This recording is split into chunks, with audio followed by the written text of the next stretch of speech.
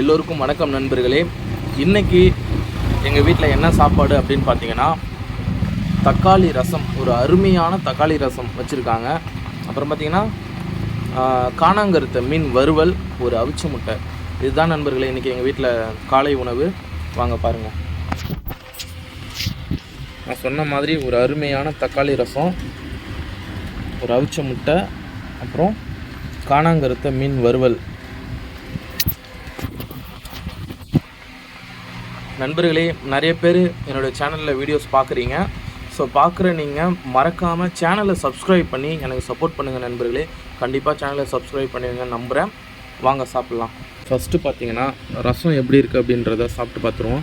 ரசத்தில் பார்த்தீங்கன்னா கருவேப்பிலை, அப்புறம் காஞ்ச மிளகாலாம் போட்டு செம்மையாக செஞ்சுருக்காங்க. டேஸ்ட் பண்ணி பார்த்துருவோம் எப்படி இருக்குது அப்படின்றத.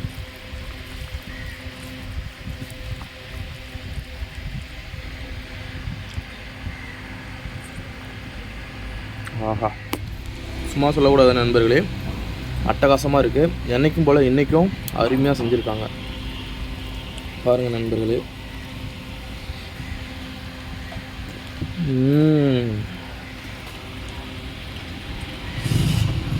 அப்படியே இந்த மீனை கொஞ்சம் எடுத்து அதை அப்படியே இந்த ரசத்து கூட வச்சு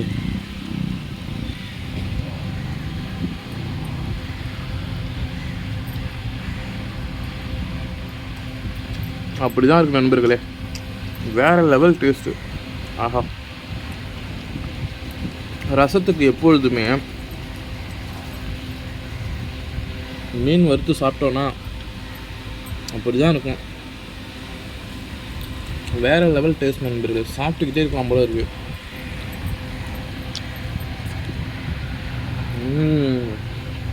டாடா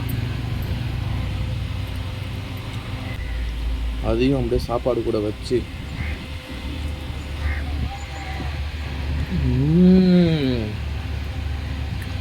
அருமையான சாப்பாடு நண்பர்கள் இன்றைக்கி எங்கள் வீட்டில்.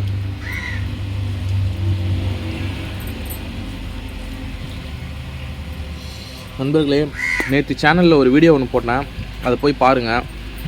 அதில் கூட நான் அந்த வீடியோவில் நான் மென்ஷன் பண்ணியிருந்தேன், ரசத்துக்கு வறுவல் வச்சு சாப்பிட்டா அவ்வளோ டேஸ்ட்டாக இருக்கும் அப்படின்றத. அந்த வீடியோ வேணால் போய் பாருங்கள், சரிங்களா? அப்படியே எனக்கு கொஞ்சம் சாப்பாடும் ரசமும் கொஞ்சம் எடுத்து வந்துடும். நல்லா இருக்கு.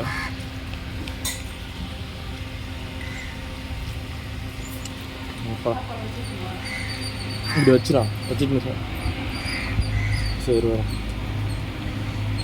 நண்பர்களே. சாப்பாடு நல்லா இருக்குன்றதுனால எங்கள் வீட்டில் இன்னும் கொஞ்சம் நான் சாப்பாடு கேட்டிருந்தேன். போதும்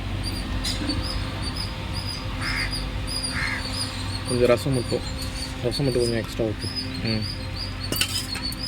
அப்படி போதும். பாருங்கள் நண்பர்களே, சும்மா சொல்லக்கூடாது, சும்மா அட்டகாசமாக இருக்கும் நண்பர்களே. ரசத்தை இந்த மாதிரி அதிகமாக சாதத்தில் ஊற்றி பிசைஞ்சு சாப்பிட்டோன்னா அப்படி தான் நண்பர்களே இருக்கும்.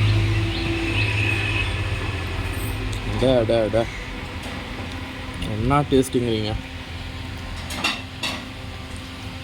மீனும் பார்த்திங்கன்னா காணாங்கருத்த மீன் வறுவல் சொல்லவா வேணும், அவ்வளோ டேஸ்ட்டாக இருக்கும்.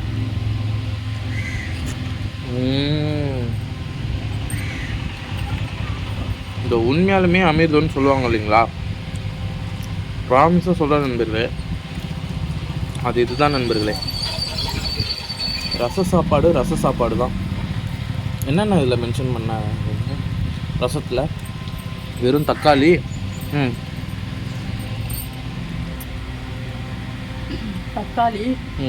பூண்டு ஒரு 5 பல்லு, ஒரு பச்சை மிளகாய் முழுசாக போட்டு, கொஞ்சம் மஞ்சத்தூள் போட்டு மிக்சியில் நல்லா நைஸாக அரைச்சிக்கணும். சரி, அரைச்சிக்கிட்டு புளி கொஞ்சம் ஊற வச்சுருக்கோமா, இந்த தண்ணியை கரைச்சி இந்த அரைச்ச மிக்ஸ் அதில் ஊற்றி உப்பு போட்டு கடுகு காஞ்ச மிளகாய் போட்டு தாளித்து ம் தக்காளி ரசத்தை கொஞ்ச நேரம் கொதிக்க விடணும்.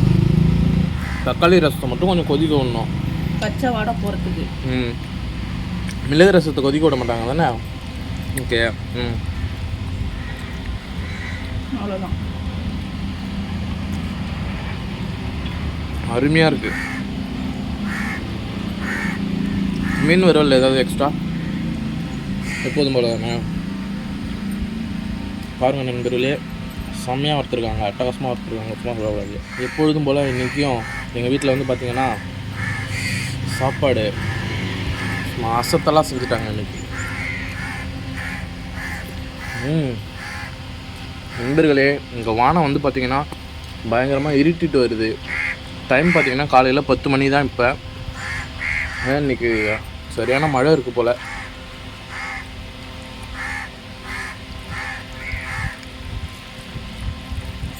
எங்கள் வீட்டில் எப்பொழுதும் பார்த்திங்கன்னா காலை சாப்பாடு சாப்பிட்றதுக்கு ஒரு 8 மணிக்கு ரெடி பண்ணிடுவாங்க, 8-9 மணிக்கெலாம். இருந்தாலும் ஃப்ரெஷ் ஆகிட்டு சாப்பிட்றதுக்கு எங்கள் வீட்டில் எப்பொழுதுமே காலை சாப்பாடு ஒரு 10 மணி ஆகிடும் நண்பர்களே. உங்களுக்கு ரசம் சாப்பாடு அது கூட மீன் வறுவல் உங்களுக்கு பிடிக்குமா என்னன்றதை கமெண்ட் செக்ஷனில் பதிவு பண்ணுங்கள் நண்பர்களே.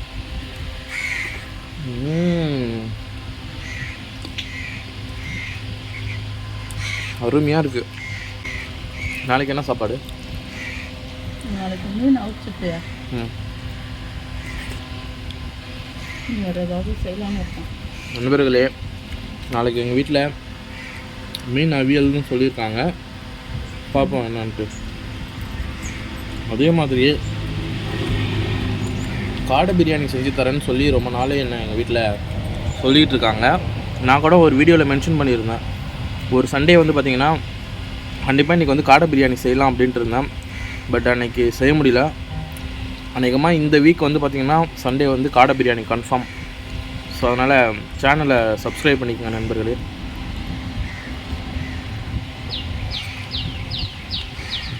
நீ மட்டன் தானே சொல்லியிருந்தேன் இந்த ஞாயிற்றுக்கிழமை.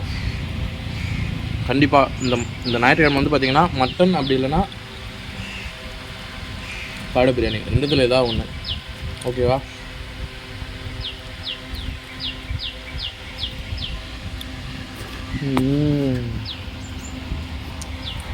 அருமையான சாப்பாடு நண்பர்களே, சும்மா சொல்லக்கூடாது. இந்த ரச சாப்பாடு வந்துட்டு பார்த்திங்கன்னா பெரிய பெரிய பணக்காரங்க வீட்டிலலாம் பார்த்திங்கன்னா ரசம் வந்து அது ஒரு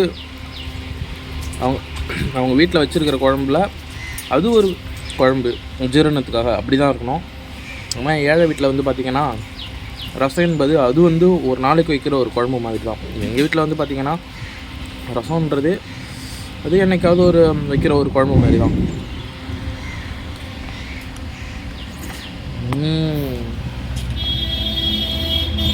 வேறு லெவல் டேஸ்ட்டுங்க. இடிக்க ஆரம்பிச்சிருச்சு. கண்டிப்பாக இன்றைக்கி மழை இருக்குதுன்னு நினைக்கிறேன்.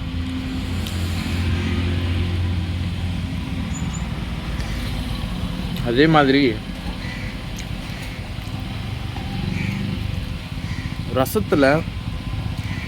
ரசத்துக்கு அவிச்ச முட்டை வச்சு சாப்பிட்றது அதுவும் ஒரு தனி டேஸ்ட்டு தான் நண்பர்களே.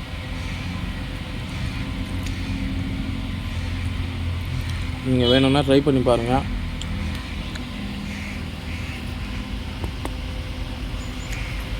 ஒரு சில பேர் பார்த்தீங்கன்னா முட்டை சாப்பிடும்போது மஞ்சள் கரு சாப்பிட மாட்டாங்க. ஆனால் நான் அப்படி இல்லை நண்பர்களே. மஞ்சக்கருவை சாப்பாடில் போட்டு பிசைஞ்சு சாப்பிடுவோம் இல்லைங்களா, ஒரு சில பேருக்கு அது வந்து பிடிக்காது. எனக்கு வந்து அது ரொம்ப பிடிக்கும் நண்பர்களே, சின்ன வயசுலேருந்து. ஆஹா. அதே மாதிரி இந்த சேனல் வீடியோ போடணுன்றதுக்காக இந்த மலையாக சாப்பாடெல்லாம் நிறையா சாப்பாடு வச்சு சாப்பிட்றது எனக்கு சுத்தமாக பிடிக்காது நண்பர்களே.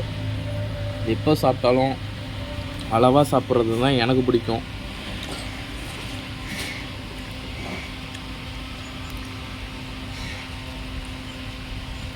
ஆஹா. அருமையான காலை உணவு.